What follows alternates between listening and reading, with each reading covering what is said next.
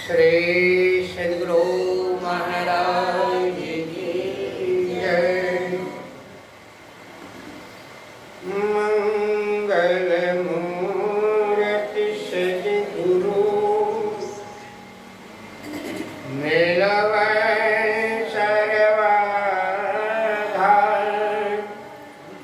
मंगलमय मंगल करना बिना बारंबार। धन्य धन्य सद्गुरु सुखदा महिमा कही न जाए।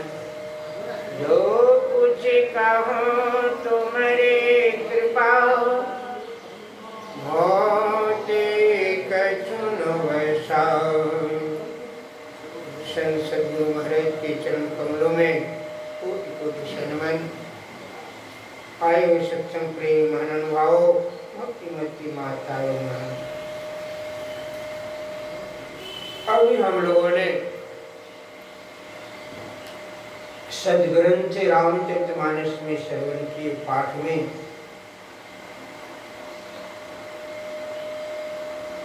में बड़ी अच्छी चर्चा आया।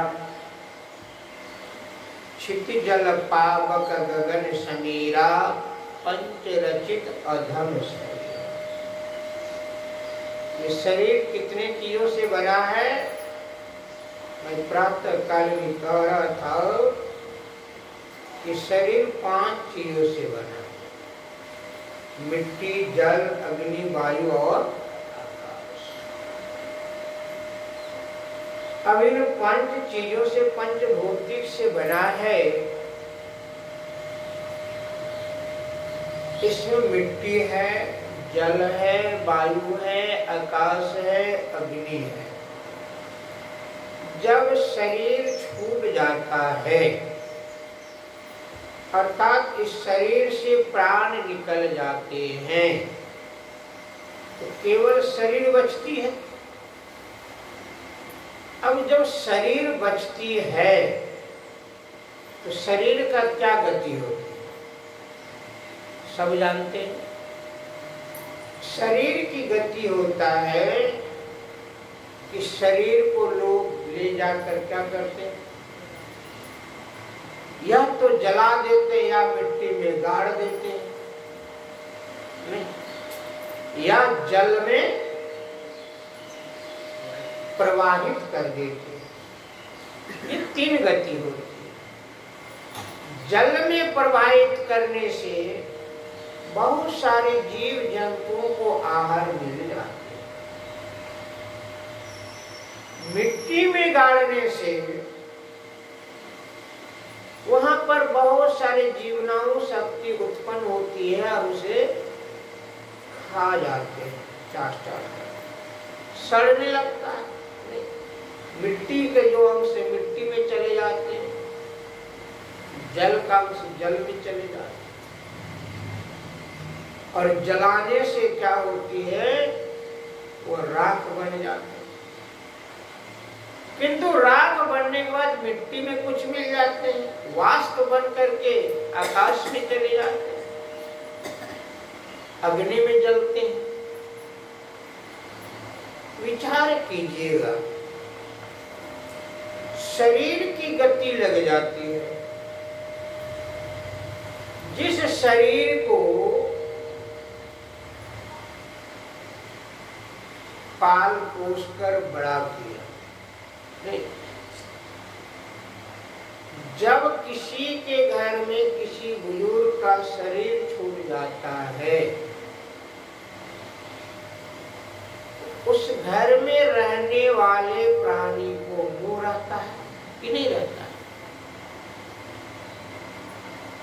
जिन्होंने संसार को छोड़ता है, शरीर को छोड़ता है, उसको भी छोड़ने की इच्छा नहीं होती है। शरीर अचल हो गया है, शरीर कोई काम नहीं कर रहा है, नस नाड़ी काम नहीं कर रही है, मगर फिर भी उसे कहेंगे कि आप वृद्ध हो गए हैं, मानेगा कि हम वृद्ध हो गए? कमर झुक गई है, लाठी लेकर के चल रहे हैं, फिर भी यदि कोई बच्चे कह दे ये बूढ़े हो गए, तो फिर उनका शरीर तो बूढ़ा हुआ है मगर मन जवान है, मन बूढ़ा नहीं हुआ।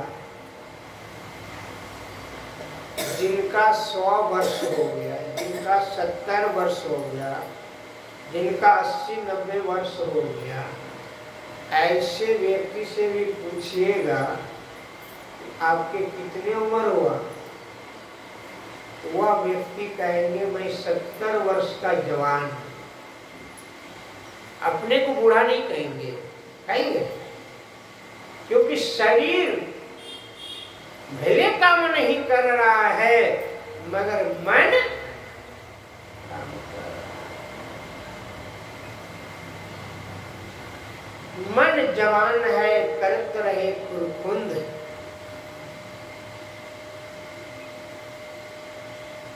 नहीं कहते ये पंच तत्व भौतिक शरीर में हम हैं मगर फिर भी हम शरीर को नाश्वर समझते हैं क्या? शाश्वत समझते हैं। ये शरीर नाश्वर को नहीं समझते क्योंकि सब जानता है कि जिसका जन्म हुआ है उसकी मृत्यु निश्चित है कि समय सीमा निश्चित है। अब समय सीमा निश्चित कैसे है? उनका जिस समय इस धरती में आने का अवस्थित स्थापना होती है उस समय की जो नक्षत्र है, उस समय की नक्षत्र जो है कौन सी है, किस नक्षत्र में? सिंह नक्षत्र है कि कर्क नक्षत्र है? अब जिस नक्षत्र में, जिस ग्रह में उस धरती पर आने की उनकी स्थापना हुई है उसी समय से उनका वृत्तांत लिखना प्रारंभ हो गया।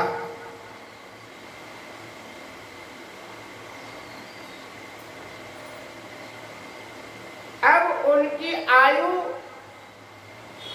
उसी समय बंध गए। अब कितने देखते हैं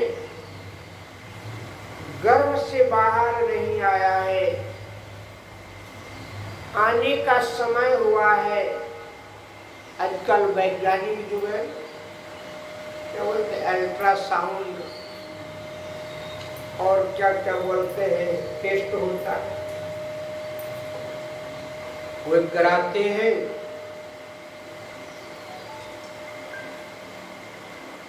दो अढ़ाई महीना के बाद से कराना प्रारंभ करते हैं। सब कुछ ठीक बताते हैं, नॉर्मल बताते हैं। जब प्रसव की समय आती है उससे 2 दिन पहले पता चलता है या 2 घंटे पहले पता चलता है कि सब कुछ सड़ गया है, अर्थात वह शरीर गर्भ में ही नष्ट हो गया।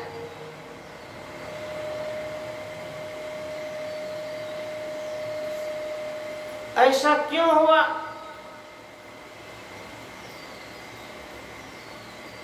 उसका लेखा जोखा वहीं से होकर के आया। उन्होंने कैसा कर्म किया था कि उनका गर्भ से बाहर निकलने के पहले ही गर्भ में ही सारे उनकी अस्थियां सड़ गई।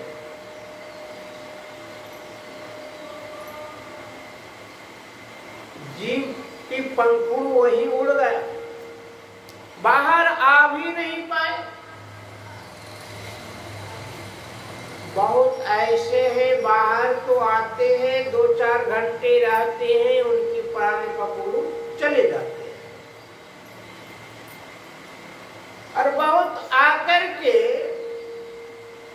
2-4 दिन रहते हैं, बहुत आकर 2-4 महीने रहते हैं, और बहुत ऐसे है कि वर्षों रहते हैं। किंतु जिस माता ने 9 महीना अपने उदर में रखा,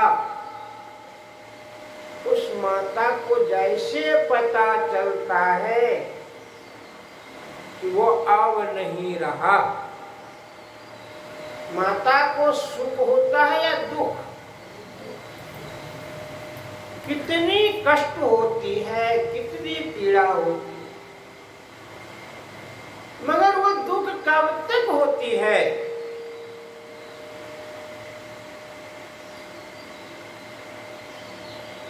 उनका वह दुख 2-4 महीने तक रहती है, उसके बाद पुनः धीरे धीरे अपने को संतुष्ट धारण करते कि वो नसीब में नहीं था, वो चले गए। विचार करने वाले अब पुनः दूसरी आस्थापना होती, अब उनकी आस लगाए। विचार कीजिएगा, वही कहते हैं भगवान राम ने, प्रकट सोता नो आगे सोआ, हे तारा तुम किसके लिए रोती हो? यदि शरीर के लिए रोती हो तो शरीर तुम्हारे सामने पड़ी है, लेकर चले जाओ। और यदि शरीर के अंदर में रहने वाले के लिए रोती हो तो न वह कभी जन्म लेता है, न वह कभी मरती है। उसका कभी जन्म नहीं होता। जन्म किसकी होती है? शरीर की नहीं। जब शरीर की जन्म होता है तो शरीर को निर्माण किया। अब जैसे ये मंदिर बना है, ये मकान बनी है, इस मकान की आयु कितनी होगी? जिस दिन से बनना प्रारंभ हुई उसी दिन से इनकी आयु सीमित हो गई। अब जैसे जैसे पुराने होते जाएंगे, 10 साल, 20 साल, 30 साल, 40 साल, 40 वर्ष होते होते देखेंगे झुर्रियां पड़ने लगा। अब मकान भाई पुरानी, मकान पुरानी हो, अब इसकी मरम्मती की आवश्यकता है। जब साधारण जिन घर को आपने बनाया, इसमें भी पंच तत्व लगा नहीं? इसमें क्या क्या लगा? बालू, सीमेंट, जल, मिस्त्री लगा, लेबर। इस प्रकार से इसमें भी पंच तत्व का निर्माण, पंच तत्व से घर का निर्माण। मगर जैसे इनकी समय सीमा समाप्त होने लगता है, झड़ झड़ के गिरने लगता, तब मकान में रहने वाला मालिक क्या कहता है? अब ये घर में रहने योग्य नहीं है, इस घर को तोड़ना चाहिए और पुनः घर के निर्माण। उसी प्रकार ये शरीर रूपी घर में कौन रहते हैं? इस घर को, इसको तो आपने बनाया, मगर इस घर को किसने बनाया? इस घर को कौन सा कारीगर ने बनाया? और वो बनाने वाला कैसा?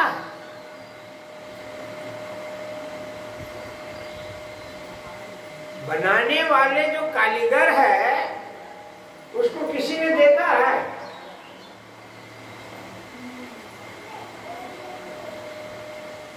अब उस कालीगर को देखने के लिए क्या करना? जल तरऊ जल जीव। वह कालीगर कैसा है, और ऐसी कालीगरों को जानने के लिए वही भगवान राम ने कहते हैं, लक्ष्मण देखे हूँ मोर गना, बारिद दे। हे लक्ष्मण देखो मोरगना, नाचत बारिद पेट।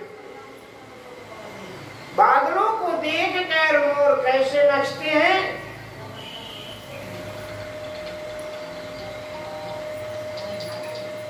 आगे कहते हैं भगवान राम ने, गृह विरति रत रस जसा, विष्णु भगत कहे कहे राम, जिस प्रकार गृहस्थ विरक्त वैष्णु भक्त को देखकर विरक्ति होती है, इस प्रकार बादलों को देखकर मोरगण नाचते हैं। आप लोग कभी यूपी की तरफ गए होंगे बरसात के समय, या बादल देखे होंगे छाए होंगे, तो जिस क्षेत्र में मोर है तो देखे होंगे जब बादल छा जाता है ना, तब झाड़ियों से निकल कर मोर नाचने लगता है, बड़ी आनंदित होता है। क्यों होता है? उनको लगता है कि वर्षा होने से हमारी प्यास और भूख मिटेगी। नहीं, प्यास और भूख मिट सकती है। उसी प्रकार ग्रस्त आश्रमी विरक्त सन्यासियों को देखकर, विष्णु भक्तों को देखकर वैराग्य उत्पन्न होती है। वैराग्य तो उत्पन्न होती है, मगर वह हमेशा रहता है। जब तक जितने देर तक उस विरक्त के संग में रहा, उतने देर तक वैराग्य उत्पन्न तो हुई,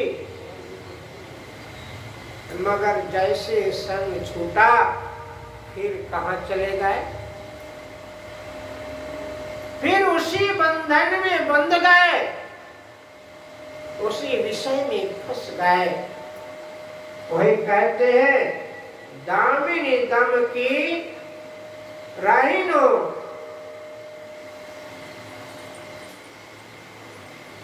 दामिनी दम की राहिनो धन माही, खल के प्रीति जहाँ अथा फिर नाही। कहा जिस प्रकार बादल में बिजली चमकती है, मगर वह अस्थिर नहीं रहती है, रहती है। एक बात बताइए आप लोगों ने, बिजली चमकती है तो पहले बिजली की छटा आती है या शब्द आती है?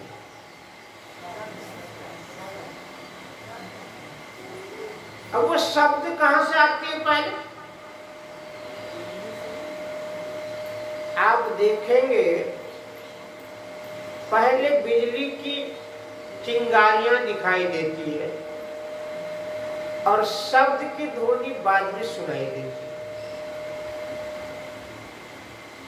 आप अनुभव करेंगे कि जैसे बिजली की चिंगारियां दिखाई दी, तुरंत लोग कान में हाथ ले लेते हैं। क्यों? कि उसमें आंख चुंधियाती है और शब्द की जो टंकार आता है उस सुन करके कहीं बेहोश ना हो जाए, इसलिए कान में तुरंत अंगुली डालो।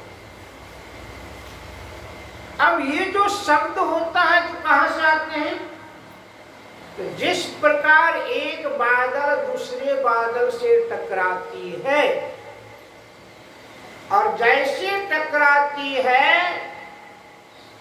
तो वहां पर एक प्रकाश निकलता है, चिंगारी। अब उस चिंगारी निकलने के पहले शब्द हुआ होगा। जैसे ठोकर लगता है तो पहले शब्द होती है या प्रकाश होती है?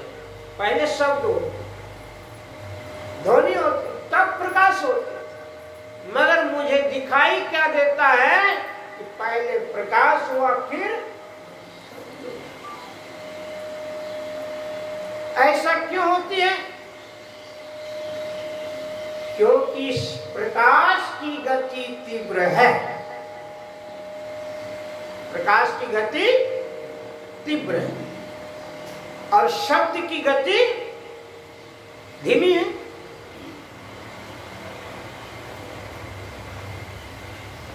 अब विचार कीजिए, जिस प्रकार शब्द की गति पीछे से आती है, टंकार का ध्वनि पीछे से आती है, मगर बिजली की छटा पहले आती है। उसी प्रकार हमें इस जीवन में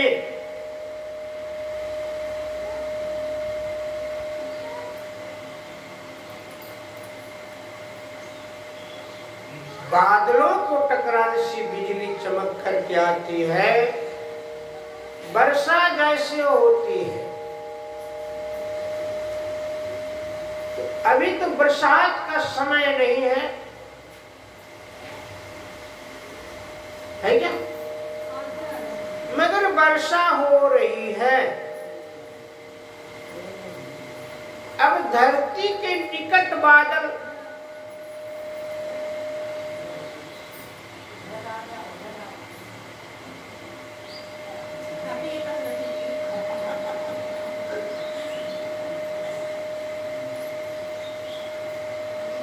वर्षा जैसे भूमि पर आती है,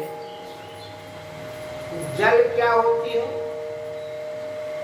मटमैले हो जाते, किंतु वह जमीन पर नहीं गिरे और किसी बर्तन में छान ले तो फिर क्या मटमैला होता है क्या? वह जल शुद्ध है, देखने में कंचन जैसा लगता है, मगर जैसे पृथ्वी में आते हैं, धरती पर आते हैं तो क्या दिखाई देने लगता है?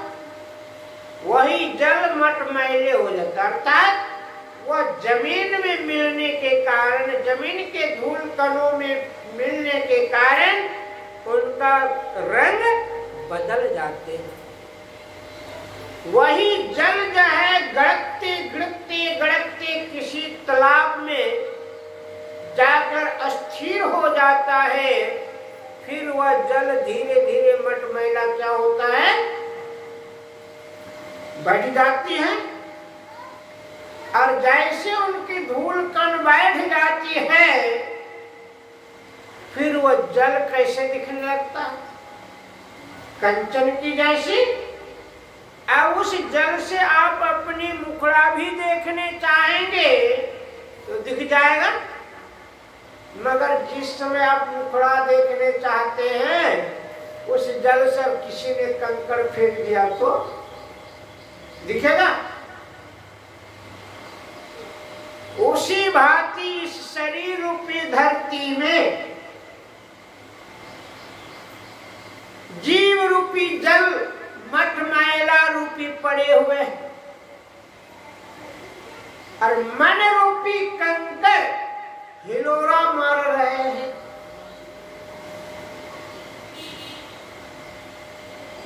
मन रूपी कंकर हिलोरा मार रहे हैं। अब जिस पीव रूपी परमात्मा जाते हैं, देख पाएंगे क्या?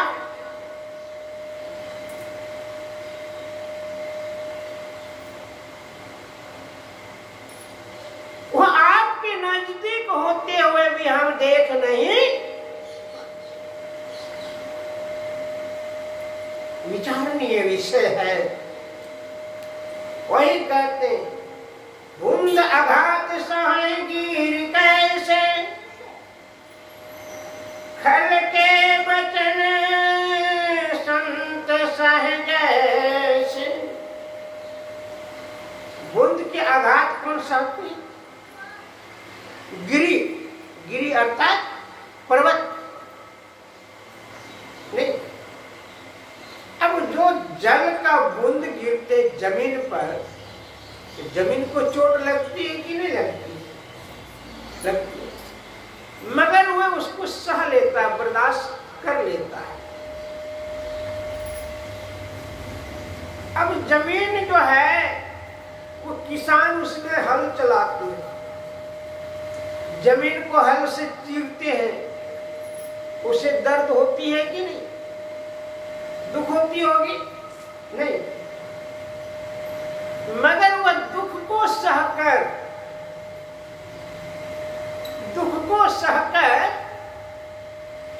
उसके बाद किसान क्या करते? फिर उसमें जल देते हैं, फिर मिट्टी को गीला करते, फिर बिहन डालते हैं उसी में, और फिर उसमें अंकुरन आते हैं, फिर उस बीज को उखाड़कर फिर दूसरे जगह जमीन में जाकर गाड़ते। अब दूसरी जगह गाड़ने के बाद वो फिर जो है उस पे खाद पानी डालते हैं तो हरा भरा हो जाते हैं, फिर जंगल हो जाते हैं, फिर उस जंगल को क्या करते हैं? धीरे धीरे निकाली करने लगते। जंगल यदि हो गया, उस जंगल को नहीं निकालेंगे, उर्वरा जो लेना चाहते वो मिलेगा क्या? नहीं। अब जमीन को इतनी कष्ट सहने के बाद वह 3 महीने के बाद फिर पुनः आपको घर भर देता है। कितनी कष्ट सहा जमीन ने, और किसान ने कितनी मेहनत की, और उसके तब किसानों की घर वह भर देते हैं। विचार कीजिएगा, यह शरीर रूपी खेत है,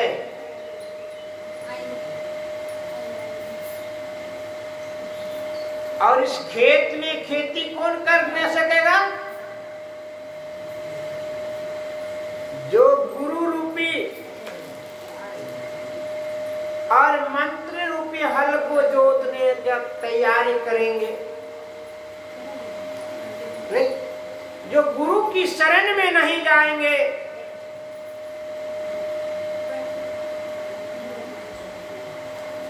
विचार कीजिएगा। जिस प्रकार क्षुद्र नदी भर जाते हैं बरसात के पानियों से, जहां तहां बांध को तोड़कर निकल जाती है, नहीं, मगर वर्षा जैसी समाप्त हो जाती है, फिर सारी नदियां की जल कहां चली जाती है? समुद्र में चली जाती है। विचार कीजिए। उसी प्रकार जब व्यक्ति का शरीर छूटता है, जब तक शरीर में है, शरीर में चैतन्य है,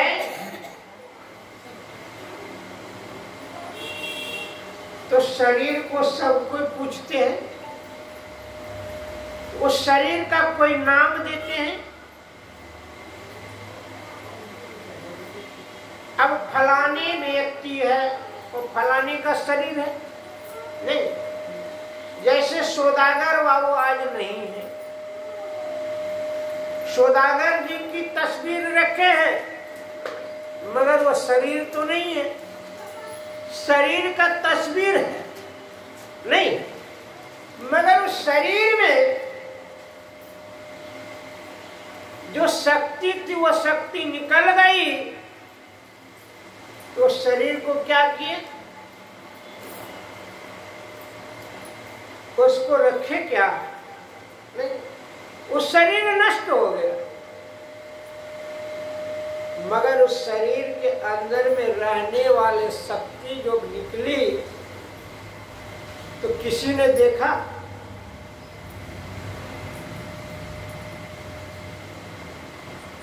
आपकी नजरों के सामने से निकल गई, मगर दिखाई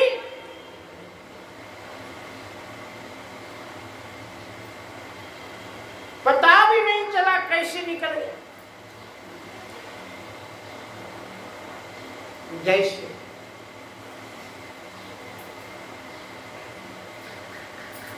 ये पंखा चल रही है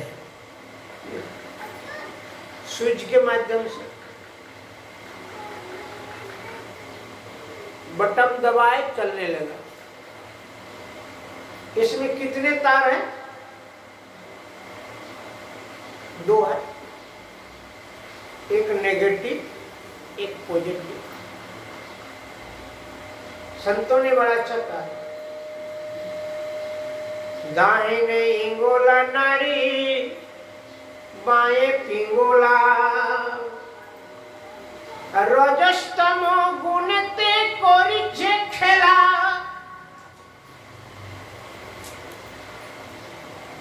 धरो धरो तारे सदरे सुषुम्ना धरो, से सुषुम्ना नाड़ी में जाकर धरो। कहते उस सुषुम्ना नाड़ी क्या?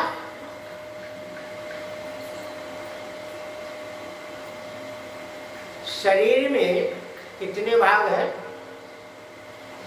आज वैद्य के पास जाते हैं तो अल्ट्रासाउंड करते हैं। अब किन्हीं को शुगर हुआ है और दवाई खा रहे शुगर ठीक नहीं हो रहा, डॉक्टरों के पास जाते हैं तो पता चलता है कि किडनी नहीं है। अब शरीर के अंदर में 2 किडनियां होती हैं और दोनों किडनियों के गायब हो गए हैं, और उसके मध्य में क्या है?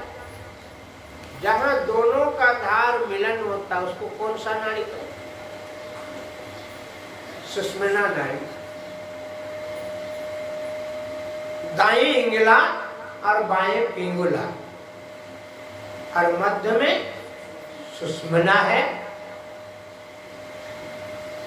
अब जैसे अनुभव कभी करेंगे, ये श्वास की जो गति है, ये कितने छिद्र है? 2। जब जठर अग्नि जगती है, भूख लगती है, उस समय कौन सा स्वर अधिक चलती है?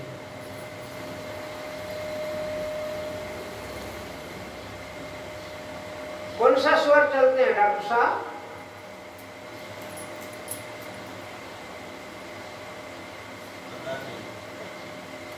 दायां स्वर तीव्र चलेंगे।